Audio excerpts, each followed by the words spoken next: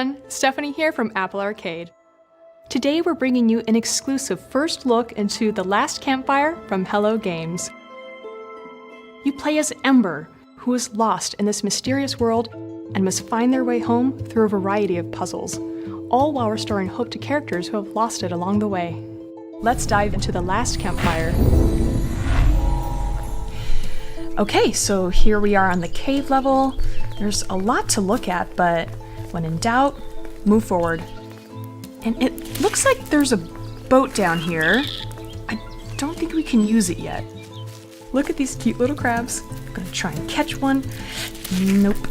It's these cool little details that just make this world so much fun to be in. And it feels like we're supposed to just keep going. Gonna jump on some lily pads. Ooh, some mist here. So here we are at the dam. A new level means a new puzzle to solve or a new item to collect. There's a bridge up ahead, so maybe we can cross there. See what we have here. Oh, look how cute I am. Some more crab friends, hello. Oh, nice.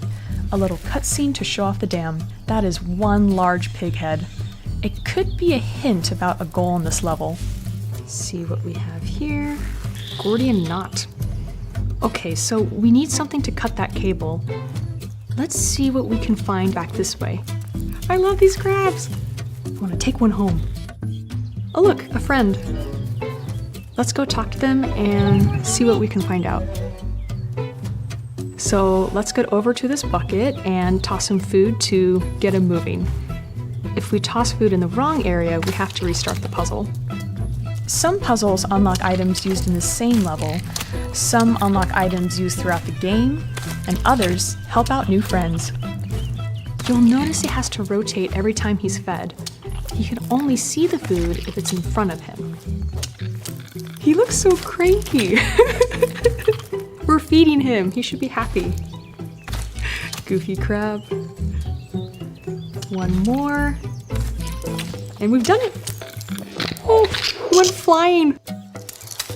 Oh, that's a nice detail. You can hear the crab's pinchers in the sound design. Another clue as to what we should focus on. Oh my goodness, he's so cute with his little crab claws. Awesome! And so we can continue our journey since we solved the crab puzzle first. Now, it looks like there's something over here in this corner. Okay, I see it. This platform is connected to that shiny block in the air. Now, in an earlier level, we were awarded a flute for solving a puzzle. We can use this flute to raise the bridge while we're on it. Oh, there we go. Ooh, it's got some dribble. Okay. Looks like we have 2 more platforms to move in order to go forward. Now let's use the flute once again to head on up. Once you get the flute, you'll notice its use for a lot of the puzzles found in the game. It's a central piece of Ember's journey home.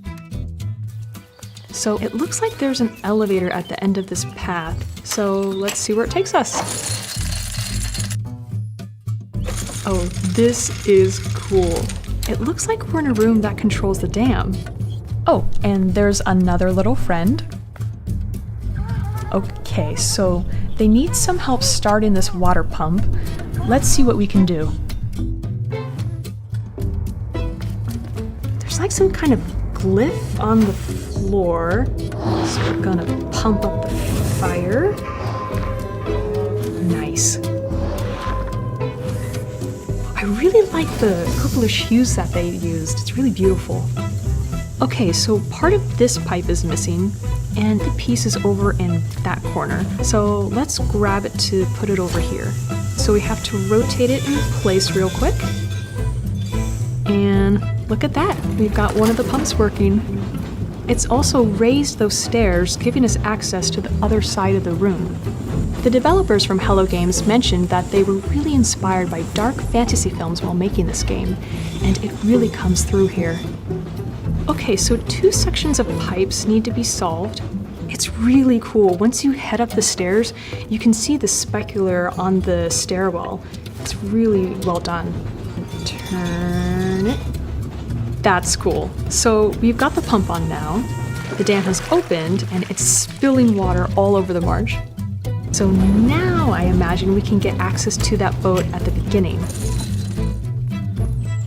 Back to sunshine. Oh. Is that a slide? Oh, this is awesome.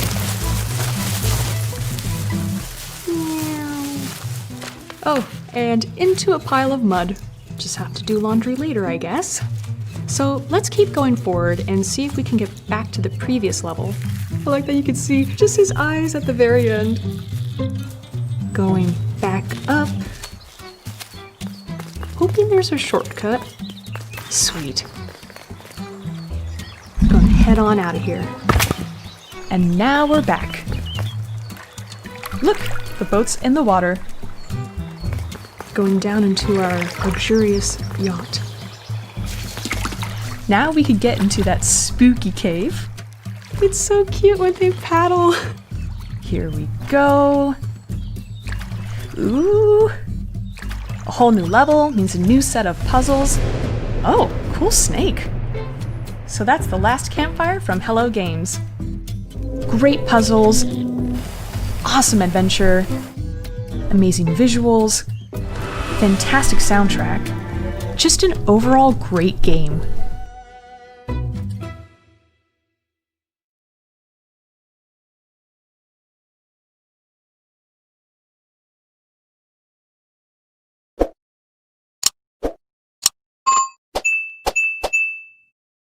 Hey everyone, it's Mark Bozon from Apple Arcade.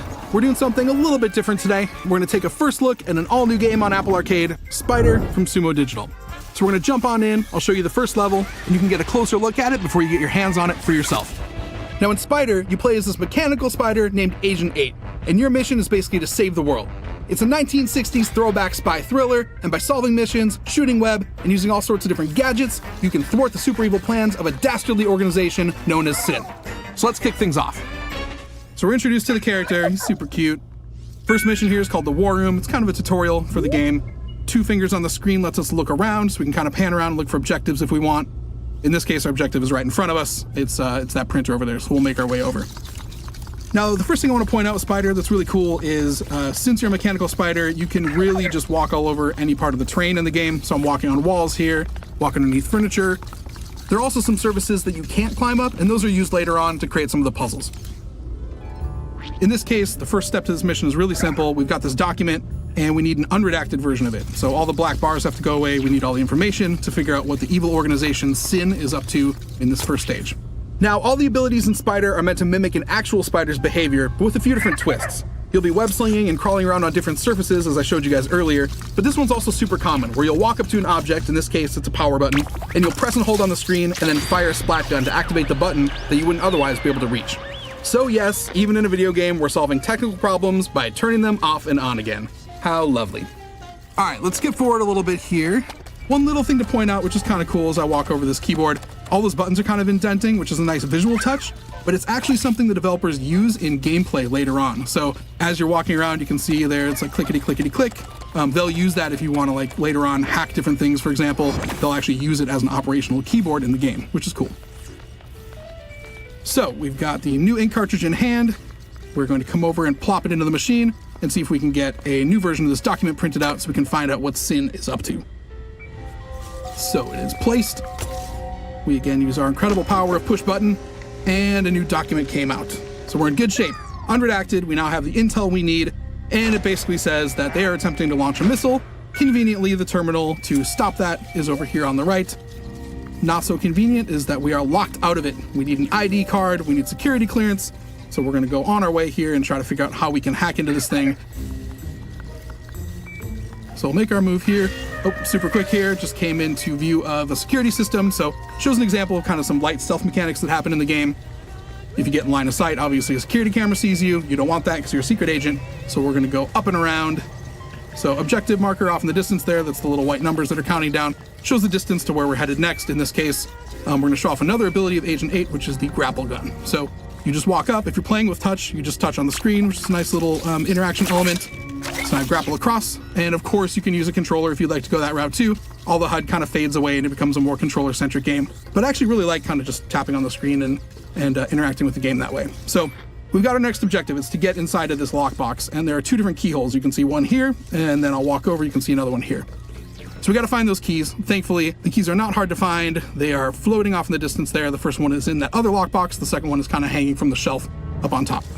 So we'll make our way on over. I like that the game plays with scale, whereas, things like this, the greatest nemesis in all of spy thrillers, the hot cup of coffee, nearly took me out. So obviously I got to go around. All right, let's jump ahead here in the interest of time.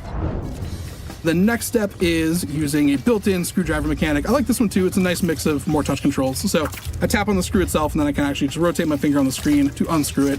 It's a really cool little touch. Again, if you want to use a controller, you totally can. You don't need to use those interactions if you don't want to. But I actually think they're done really nice, and they're fun. Just kind of like jump in, unscrew the screws, and we're on our way. So we are just about there to the area where we need to hack the terminal. Head on through these vents. You always need vents in a secret agent movie. I think it's practically required. All right, go across these reels. Oh, come on, man, no! Are you kidding me? I've been destroyed by a mixtape. There we go. All right, perfect. And we're through. Cool, so this is another example of a different type of mini game they've got. This is kind of a hacking one, so we'll watch the pattern. So it went 4, 3, 1, 2. So I just have to pull them out in the same order. Don't take notes, this is random every time. And we echo it back, and that short circuits the machine. So now we go back to the terminal, and we can stop the launch.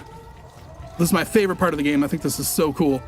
We're basically going to go in and do a manual override on the machine using this trackball. So again, when I'm using touch, I'm moving my thumb on the screen, and normally it's moving the character around.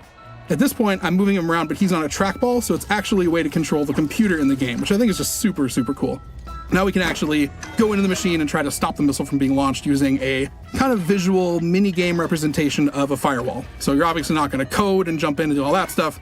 Instead, we're going to play a fun little mini-game that feels like it's out of Atari 2600 or Pong or something. So the missiles are coming across the screen. I need to let the files through, and I need to block the missiles using the trackball that moves my little paddle. So not too bad, I say, as I accidentally let one through. That's incredible. Do not ever trust me with the fate of the world. All right, we got a couple of them. We need a few more to bring it on home. And then we'll be able to stop the missile from launching, and the world will be safe. All right, here we go. Final file. Let's bring it on home strong. I know everybody's cheering for me on the internet land, and we've done it. Data transfer complete. The launch has been aborted, so we stopped the missile from going off. But as you will see, of course it is the training level only. And turns out the entire thing was actually New Employee Orientation Day. So all those guys are cheering for me. There was actual no threat. I'm pretty sure the coffee was still hot, so that part was a little bit scary. But outside of that, I was perfectly fine, totally safe, and they're just teaching me how to play the game. So that's Spider from Sumo Digital. Until next time, remember that you can check out over 100 awesome games on Apple Arcade. You just head on over to the App Store, tap on the joystick icon, and go save the world.